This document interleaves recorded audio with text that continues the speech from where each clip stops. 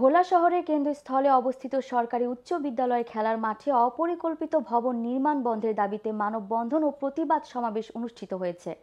বৃহস্পতিবার সকালে বিদ্যালয়ের মাঠে ভোলা খেলার মাঠ রক্ষা স্বার্থ কমিটি ও খেলার মাঠ রক্ষা কমিটি এ মানববন্ধন কর্মসূচির আয়োজন করে।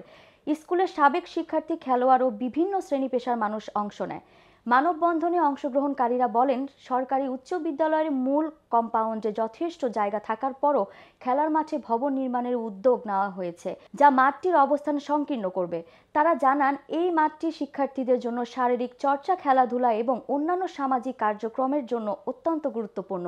যদি এই মাঠে ভবন নির্মাণ করা হয়, তবে বিভিন্ন শ্রেণী পেশার মানুষ যারা নিয়মিত এই মাঠে খেলাধুলা ও শারীরিক প্রশিক্ষণ নেয়, তাদের জন্য সুস্থ থাকার সুযোগ বাধাগ্রস্ত হবে। যদি খেলার মাঠের ওপর ভবন নির্মাণ না থামে, তবে কঠোর আন্দোলন কর্মসূচি গ্রহণ করা হবে। আসলে আমাদের প্লেয়ারের যে বড় সমস্যা সেটা হলো যে আমাদের লাস্ট 2 বছর মাঠের স্টেডিয়ামের কাজ চলে, ওই ক্ষেত্রে আমরা এখানে এসে প্র্যাকটিস করছি। এখন এখানে যদি পিছনে ভবনটা হয়, আমাদের জেলার যে প্লেয়াররা আছে এই প্লেয়াররা আস্তে আস্তে অনেক পিছিয়ে যাবে।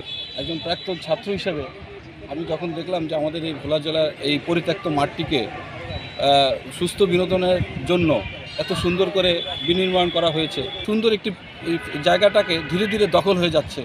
এই দিক দিয়ে একটা ভবন হচ্ছে, ওই দিক দিয়ে একটা ভবন হচ্ছে। কেন? ভোলা সরকারি স্কুলের ভিতরে অনেক পরিত্যক্ত জায়গা পড়ে আছে, আমি নিজেই দেখি, বন জঙ্গলে ভরপুর। যদি কোনো সরকারের উন্নয়নমূলক কোনো কর্মকাণ্ড করা যায়, আমরা উন্নয়নের পক্ষে, অবশ্যই বিপক্ষে না। সেই স্থাপনাগুলো সেখানে হোক। একটি সুস্থ পরিবেশের জন্য, সুস্থ সমাজের জন্য মাঠ খুব জরুরি, খেলাধুলার জন্য, মাদকমুক্ত একটি সমাজের জন্য। সুতরাং আমি মনে করি যে এই ভোলা জেলার এই ঐতিহ্যগত এই মাঠটা যেন দখল মুক্ত থাকে, সেজন্য সবাই সচেতন মহল এগিয়ে আসবেন।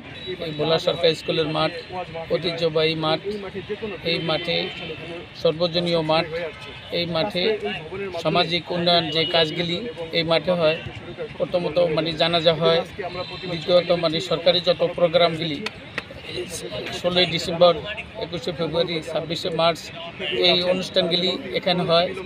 এই এখন বর্তমানে একটা ভবন করতেছে, স্কুল করতেছে, স্কুলের ভবন স্কুলের ভিতরে করা হোক আর এই মাঠটাকে উন্মুক্ত করা হোক।